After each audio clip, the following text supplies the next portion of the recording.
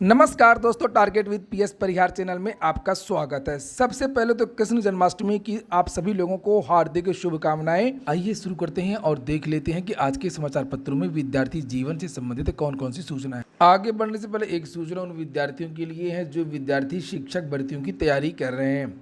चाहे सीटेट हो, चाहे DSSB हो, चाहे PRT हो, चाहे KVS हो, यूपी टेट हो, सुपर टेट हो या STET, वे सभी छात्र शिक्षा मनोविज्ञान एवं शिक्षा शास्त्र की इस पुस्तक को ले सकते हैं। किरण प्रकाशन की ये पुस्तक है। यहाँ पर देखिए लिखा हुआ है किरण इंस्टीट्यूट ऑफ कैरियर एक्सीलेंस। काफ़ी अच्छी पुस्तक है। इसकी लेखिका है हिमांशी सिंह। इंग्लिश मीडियम और हिंदी मीडियम दोनों में ये पुस्तक उपलब्ध है। सभी कापी किताबों की दुकानों में किरण पब्लिकेशन की ये पुस्तकें आपको मिल जाएंगी। और अगर आप लोग ऑनलाइन मंगवाना चाहते हैं तो उसकी लिंक मैंने डिस्क्रिप्शन बॉक्स में दे दी है।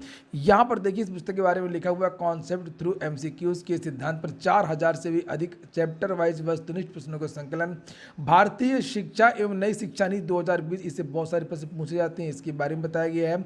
सर्व शिक्षा अभियान एवं हैप्पीनेस करिकुलम का समावेश किया गया है। विगत वर्षों के हल प्रश्न पत्र हैं और इन सभी परीक्षाओं के लिए ये उपयोगी है।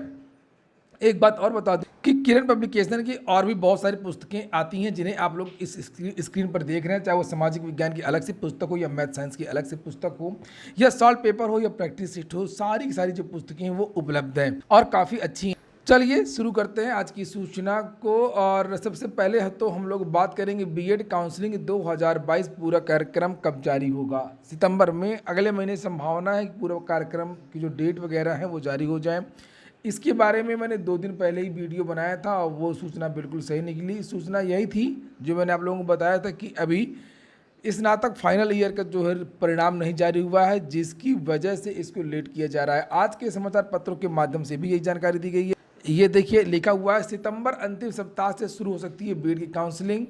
ये देखिए यहाँ पर लिखा हुआ है और नीचे लिखा है कि बीएड संयुक्त प्रवेश परीक्षा व उसका परिणाम तो समय से आ गया, मगर काउंसलिंग में देरी हो रही है। इस समय महात्मा ज्योतिबा फुले रुहेलखंड विश्वविद्यालय स्नातक अंतिम वर्ष की परीक्षा में व्यस्त है।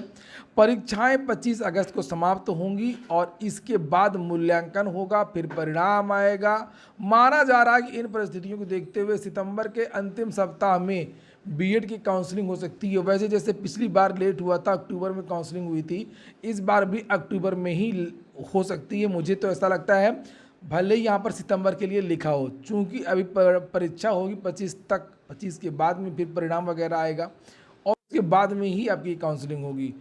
नीचे लिखा है कि 5 अगस्त को प्रवेश परीक्षा का परिणाम जारी हो चुका है। विश्वविद्यालय की तैयारी थी कि 10 से लेकर के 25 अगस्त के बीच में कोई तारीख तय करके काउंसलिंग शुरू करा दी जाए, मगर स्टाफ स्नातक की परीक्षाओं में लग गया है और 24 अगस्त को BA तृतीय वर्ष के इतिहास का पेपर होना है। 25 अगस्त को पर्यावरण का अनिवार्य पेपर है।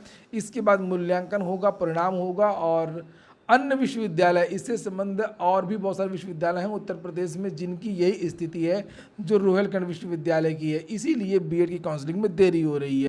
अगली सूचना चयन बोर्ड की है। कोर्ट से रास्ता साफ, चयन बोर्ड में अटका प्रधानाचार्य भर्ती का परिणाम। 8 साल से इस भर्ती का परिणाम लटका हुआ है। कुछ विद्यार्थी जल्दी भर्ती के लिए कोर्ट चले गए थे और कोर्ट ने आदेश दिया था और यहाँ पर इन विद्यार्थियों का जो शेष विद्यार्थी थे, 6 विद्यार्थी, उनका दोबारा इंटरव्यू भी करवा लिया गया, लेकिन अभी तक ये भर्ती पूरी नहीं हो पाई है। और लिखा कि परिणाम घोषित करने की मांग को लेकर के डॉक्टर हरिप्रकाश यादव के नेतृत्व में एक प्रतिनिधिमंडल गुरुवार को उत्तर प्रदेश माध्यमिक शिक्षा सेवा चयन बोर्ड पहुंचा, लेकिन सचिव उनसे नहीं मिली।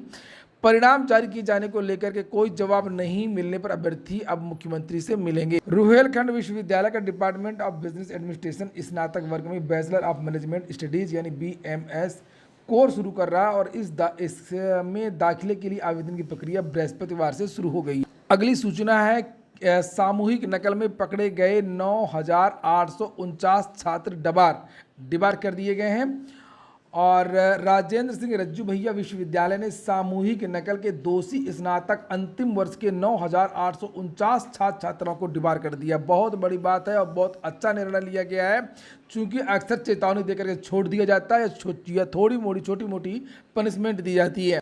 और यहाँ पर लिखा है कि परिवेश को सुनिश्चित करने और परीक्षाओं को नकल विहीन व शुचितापूर्ण तरीके से संपन्न कराने के उद्देश्य से परीक्षा समिति की गुरुवार को हुई बैठक में यह बड़ा निर्णय लिया गया है। कुलपति अखिलेश कुमार सिंह के अनुसार विश्वविद्यालय प्रशासन ने सत्र 2021-22 की परीक्षाओं में सामूहिक नकल के दोषी बीकॉम तृतीय वर्ष के 201, बीए तृतीय वर्ष के 1075 और बीएससी तृतीय वर्ष के 8,573 कुल 9,849 परीक्षार्थियों को एक वर्ष के लिए परीक्षा में शामिल होने से वंचित कर दिया है। सबसे ज्यादा बीएससी के छात्र थे। ऐसा नहीं है, अभी और बढ़ेगी ये संख्या। ये देखिए यहाँ पर लिखा हुआ है, अभी और बढ़ेगी डिबार छात्रों की संख्या। सामूहिक नकल में डिबार छात्रों, ये देखिए लिखा हुआ है, डिबार छात्रों की संख्या अभी और बढ़ेगी। नकलची प्रत्येक परीक्षा में आपको मिलेंगे, चाहे वो कंपटीशन की परीक्षा हो, चाहे वो शैक्षिक कोई परीक्षा हो, बीए बीएससी इत्यादि की। ये देखिए यहाँ पर आगरा में भी मुन्ना भाई और कानपुर में नकलची पकड़ा गया है। और ये जो रेलवे ग्रुप डी की परीक्षाएं हो रही हैं उसकी बात हो रही है। रेलवे भर्ती बोर्ड की लेवल 1 ग्रुप डी की परीक्षा दूसरे दिन भी कड़े सुरक्षा इंतजामों के बीच में हुई। सीसीटीवी से मॉनिटरिंग के बावजूद गुरुवार को कानपुर से नकल की कोशिश में एक को पकड़ा गया, जबकि आगरा के केंद्र में दूसरे की जगह परीक्षा देने पहुंचे एक मुन्ना भाई को गिरफ्तार कर लिया गया।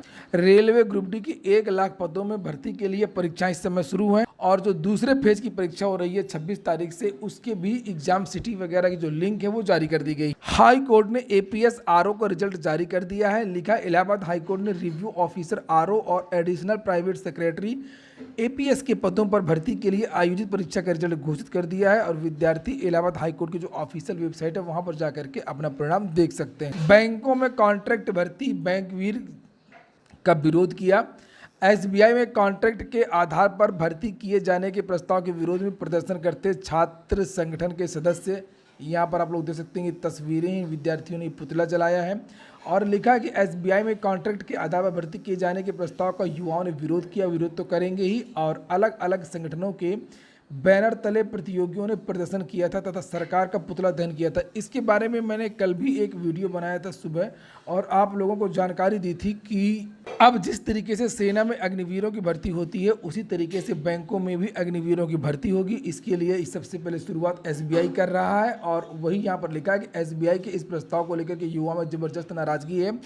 दिशा छात्र संगठन से जुड़े छात्रों ने इलाहाबाद विश्वविद्यालय छात्र संघ भवन पर विरोध जताया और सरकार का पुतला दहन किया। इसी क्रम प्रतियोगी छात्र संगठन युवा मंच ने भी खुला विरोध किया है, प्रेस विज्ञप्ति जारी किया है और लिखा है कि अग्निवीर की तर्ज पर स्थायी कर्मचारियों की जगह अनुबंध के आधार पर कर्मचारियों की भर्ती के प्रस्ताव पर युवा मंच ने तीखी प्रतिक्रिया व्यक्त की है। युवा मंच संयोजक राजेश सचान ने कहा कि इस तरह के फैसले राष्ट्रहित में कतई नहीं है, यह बेरोजगारों के भविष्य के साथ में खिलवाड़ है, इसलिए खर्च करने के नाम पर नियमित कर्मचारियों की भर्ती पर रोक स्वीकार्य नहीं है। ऐसी जानकारी निकल करके आ रही है कि जितनी भी भर्तियां हैं केंद्र सरकारी हों चाहे वो राज्य सरकार की हों, और उन सभी नौकरियों को इसी तरीके से संविदा प्रणाली 5 साल की वो लागू कर दी जाएगा धीरे धीरे। और यहाँ पर अगली जो सूचना है वो है टीजीटी और पीजीटी की। सरकार तदर्थ के पद तो नहीं जोड़ रही है और जो तदर्थ शिक्षक हैं उनको लगातार रियायतें मिल रही हैं। यहाँ पर देख सकते हैं 18 तारीख यानी कल भी एक पत्र जारी किया गया है जिसमें फिर से तदर्थ शिक्षकों का जो विवरण है वो मांगा गया है और ये पिछली बार प्रस्ताव आया था कि उनको कितना पैसा दिया जाए, किस तरीके से वेतन दिया जाए। यहाँ पर लिखा हुआ है कि 2000 के पहले के और 2000 के बाद के, सन 2000 के बाद के कितने तदर्थ शिक्षक हैं उनका पूरा का जो पूरा विवरण है वो भेजना है। किस तदर्थ शिक्षक को वेतन मिल रहा है, किस तदर्थ शिक्षक को वेतन नहीं मिल रहा है, ये सारा का सारा विवरण एक निश्चित प्रारूप में यहाँ पर भेजना है।